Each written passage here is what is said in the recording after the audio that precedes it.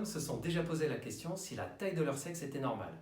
Près de la moitié seraient intéressés par une méthode pour l'allonger un peu. Je vais vous dire tout ce qu'il y a à savoir sur la taille du pénis et surtout comment l'allonger un peu, sans rien acheter, sans rien prendre, sans se faire opérer. Bah oui, si on mesure sur le côté, sur le haut ou sur le bas, on n'a pas la même longueur. Et puis on commence où? À partir des testicules? Au niveau de la peau? Les médecins se sont mis d'accord sur une méthode qu'on doit toujours utiliser pour mesurer le sexe. Premièrement, on utilise un ruban, pas une règle rigide. Pourquoi? Parce que certains hommes ont le sexe qui a une courbure. Et avec une règle rigide, forcément, on va perdre quelques millimètres en cours de route. Deuxièmement, on commence le ruban non pas à partir de la peau, mais on appuie sur l'os qui est à la base du pénis et on parcourt tout le haut du pénis jusqu'au bout. Et c'est comme ça qu'on mesure. Maintenant qu'on sait mesurer, quelle est la taille moyenne du pénis en érection? Si vous regardez sur Internet, vous verrez beaucoup les chiffres de 15 ou 16 cm. Mais en fait, ce sont des chiffres qui viennent d'études où on a demandé aux hommes eux-mêmes de donner la taille. Non, c'est pas que les hommes mentent sur leur taille, c'est qu'ils n'avaient pas la bonne méthode pour mesurer. Il a fallu ensuite des études où ce sont des équipes médicales qui ont mesuré. Au début, les médecins tiraient un peu sur le sexe en disant « bon voilà, on a atteint l'élasticité maximale, donc c'est probablement la taille en érection ».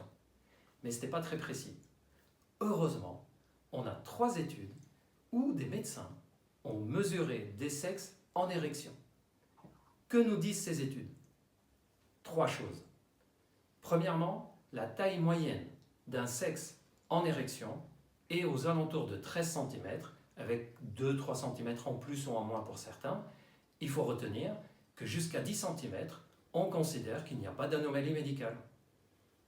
Deuxième chose que nous apprennent ces études, c'est qu'il n'y a pas de corrélation ou très peu entre la taille au repos et la taille en érection. En d'autres termes, dans les douches, etc., dans les vestiaires, on ne peut pas deviner la taille qu'aura le sexe en érection en le voyant au repos. Troisième chose, il y a une étude qui s'est intéressée à l'existence ou non de corrélation avec des détails anatomiques. Vous savez, on dit souvent la taille du nez, la taille du pouce, la distance entre le pouce et l'orteil et des conneries comme ça. En fait, il n'y a aucun détail anatomique qui permet de deviner la taille du sexe. En d'autres termes, on ne peut pas savoir la taille du sexe d'un homme en le voyant habillé.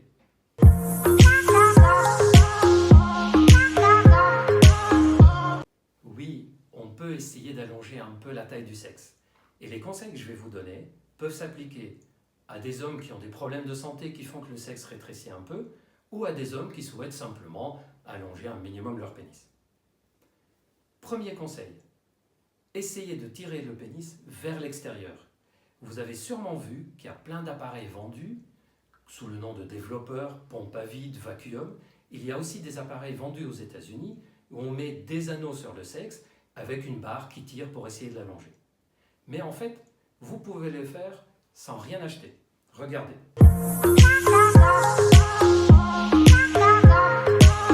Il suffit de tirer le sexe vers l'extérieur avec la main. Mais attention, on ne tire pas comme ça. Ça, on va tirer surtout sur la peau. On le tient avec la main et un pouce au-dessus et on tire vers l'extérieur.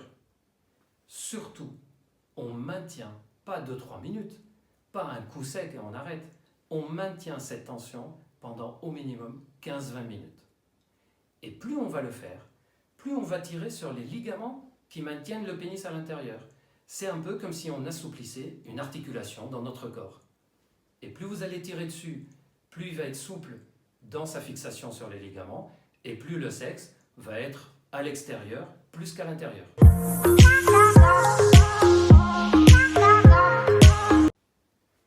Deuxième conseil, très important aussi.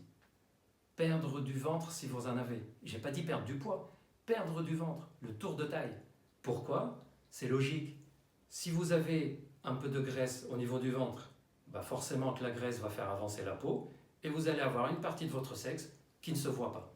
En plus, moins on a de graisse au niveau du ventre et plus on a de testostérone qui est l'hormone principale de la sexualité.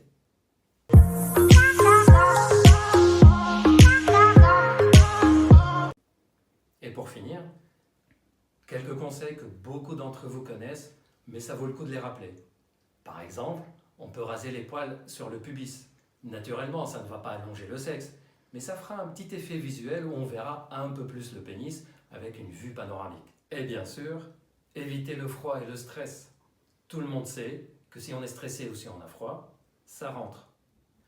Au fait, vous savez pourquoi le sexe a tendance à rentrer quand on a froid et quand on est stressé? C'est des réflexes de survie. En fait, quand il fait très froid, on pourrait presque perdre nos doigts ou nos orteils. On pourrait aussi abîmer notre sexe. Comme c'est important pour se reproduire, c'est prévu qu'en cas de froid, ça rentre pour se réchauffer. Et le stress, en fait, en situation de stress, notre cerveau interprète ça comme une situation de risque. Un peu comme si on allait se faire mordre par un serpent. Le réflexe, c'est de protéger l'appareil de reproduction et il le fait rentrer. Voilà, je vous laisse aller vous réchauffer, prendre vos rubans, vous épiler, aller faire du sport et surtout prenez plaisir à faire tout ça.